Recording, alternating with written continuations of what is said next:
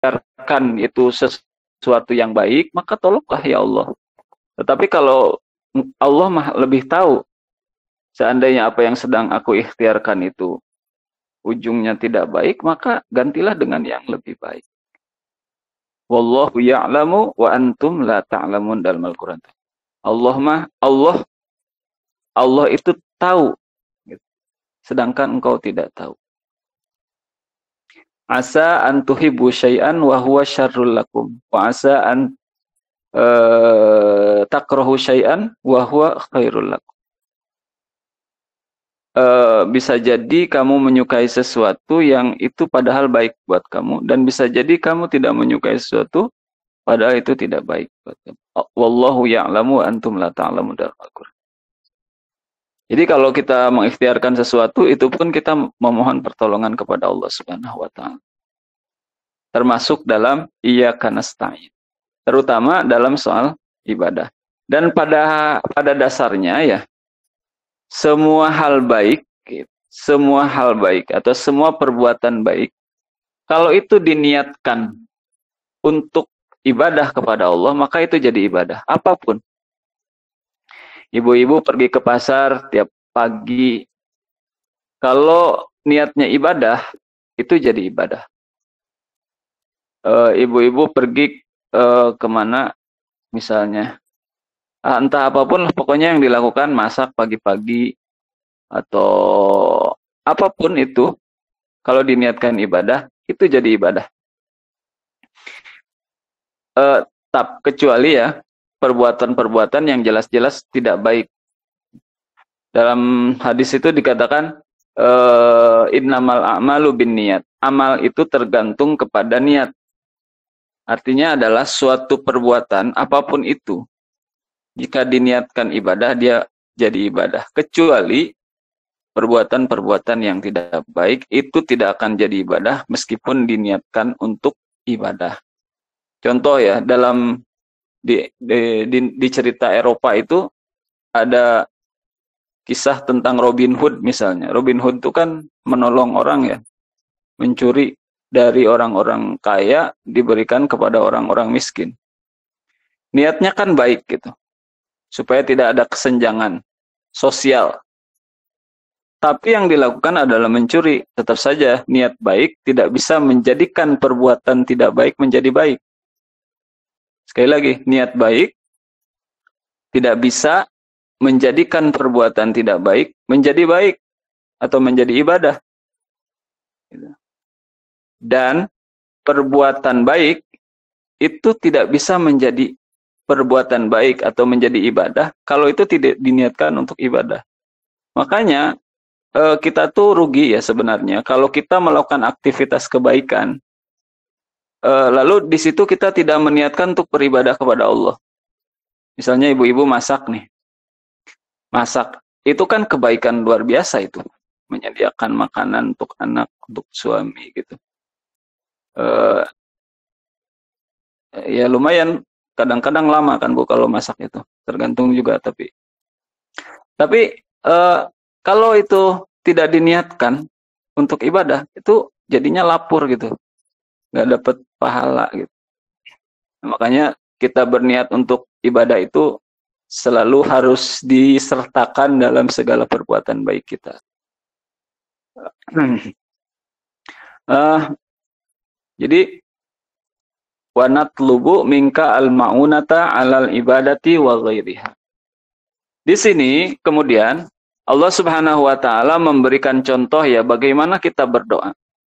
Iyyaka na'budu wa iyyaka nasta'in.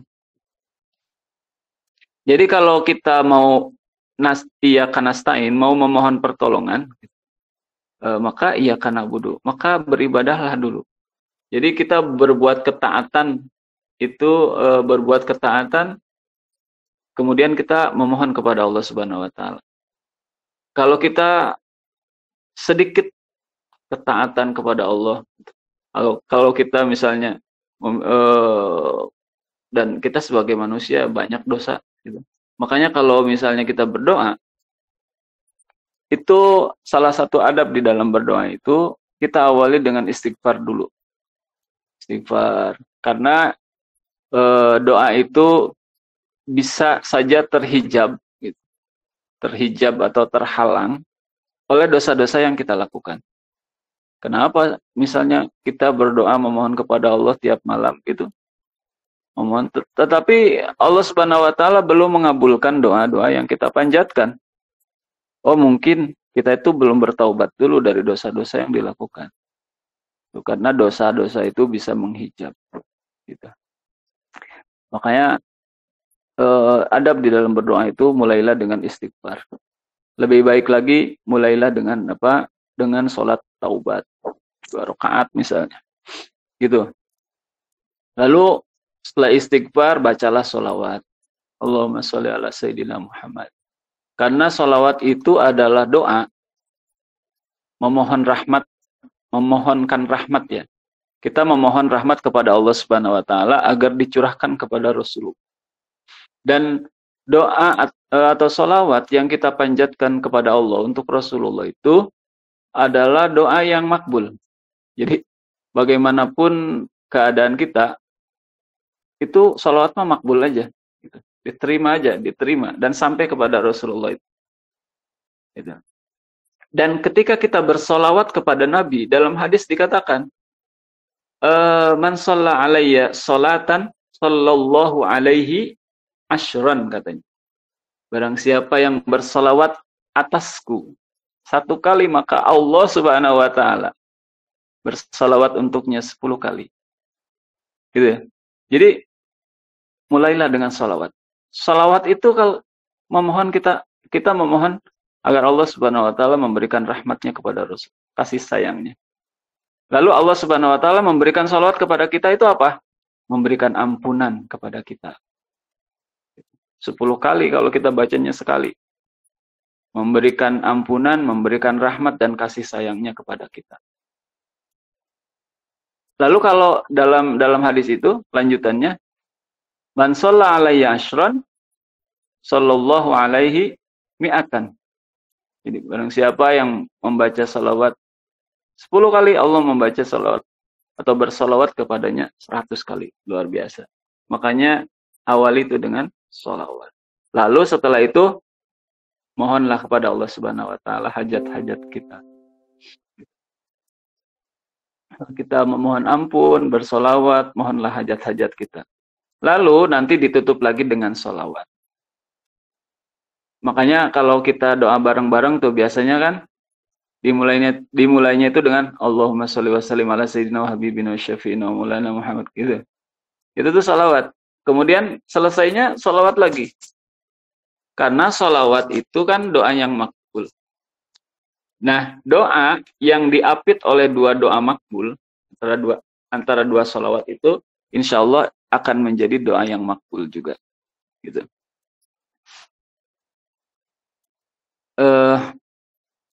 Itu adab-adab dalam berdoa. Selain juga ada waktu-waktu yang di situ merupakan waktu mustajab.